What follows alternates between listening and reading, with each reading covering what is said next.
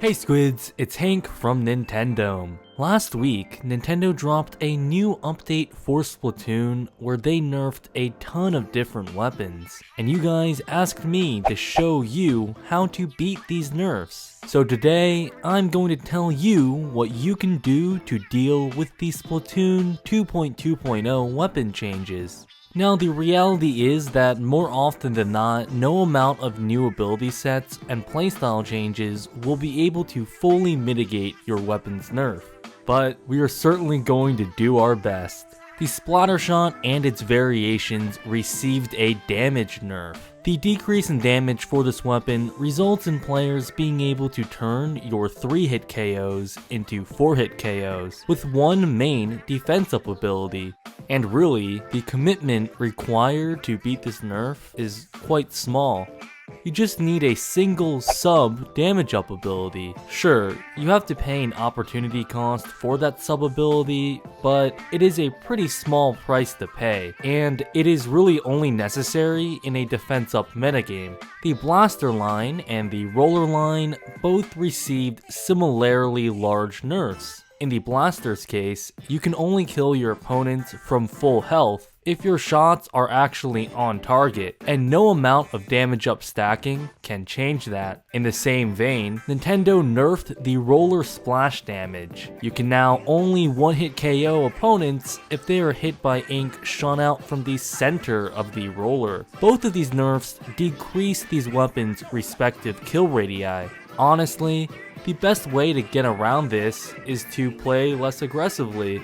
For example, Luna Blasters can no longer easily jump into a group of people and trade their one death for multiple kills. You now need to play the same game as everyone else. Whereas beforehand, these weapons were able to function adequately even when you approached your opponents head on, you're now very much encouraged to focus on getting the initiative off of your engagements. I recommend committing even more abilities in your kits to swim speed up, as the increase in speed gives you more movement and positioning options. Two facets of Splatoon that are much more important for these weapon classes post-update. And of course, blaster and roller users now need to aim more. So, if you are a newer player that has exclusively played one of these two weapon classes, I would recommend going into the training room and relearning what your effective kill radius is. The E-liter change is pretty impactful as well. You now need to fully charge your shots in order to get a kill. This really changes the E-liter's effective kill range, as it actually encourages you to play a longer distance game rather than a shorter one. Unlike blasters, damage up can actually help you mitigate this nerf. However, I personally think the most effective way to deal with this change is to simply play this weapon the way Nintendo wants you to play it. Before the update, some Inklings stacked damage up abilities and used the E-liter at mid-range. However, the number of ability slots required to still do this effectively is simply not worth it. Instead, take full advantage of the E-liter's huge range value by picking more appropriate perches and vantage points. The splash wall nerf is extremely interesting. The decrease in its resistance means that in most circumstances, you really are not safe using a technique called showering, where you use the splash wall to cover your hitbox. So, if that was part of your play before, you should reconsider it. If you were running the Ink Saver main ability before the patch, I think it is time to switch that over to Ink Recovery Up. There was always a case to be made for using Ink Recovery Up over Ink Saver main, but now I believe the decision is a bit more clear. Ink Recovery Up will help you deal with the new Ink Recovery end lag that is now associated with the splash wall, and it will also help you get the ink necessary to throw out more splash walls in general, something that you will definitely be doing now that splash walls are much less resistant. The Inkzooka nerf only increases your maximum cooldown.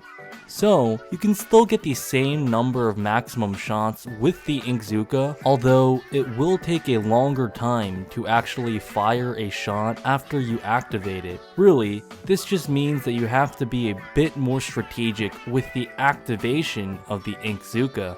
Post-patch, if your opponent sees you activate the Inkzooka, they will now have enough time to react by moving to a safe position, so you now need to focus on using this special weapon stealthily. You also should not use Inkzooka as a last-ditch effort in close combat situations anymore, as the startup lag gives your opponent plenty of time to splat you.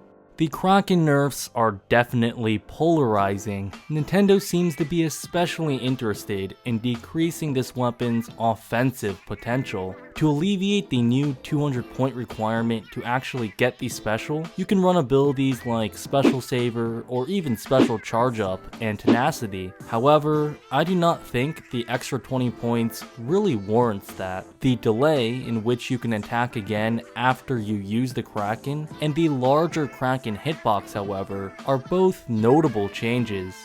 The Kraken is no longer an extremely versatile offensive tool, as now many weapons can actually beat you by pushing you back and punishing you once you are out of your Kraken.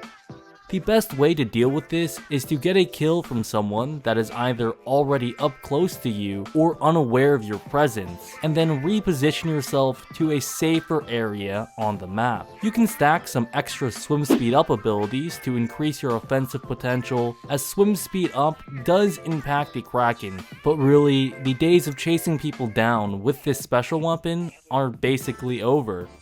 That is everything for this episode of ThInk.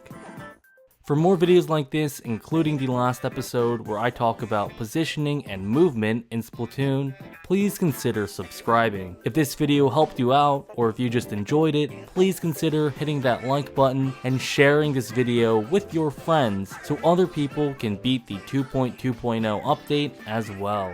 Well, that's all for now. I hope this video helped you out, and I will catch you guys in the next one.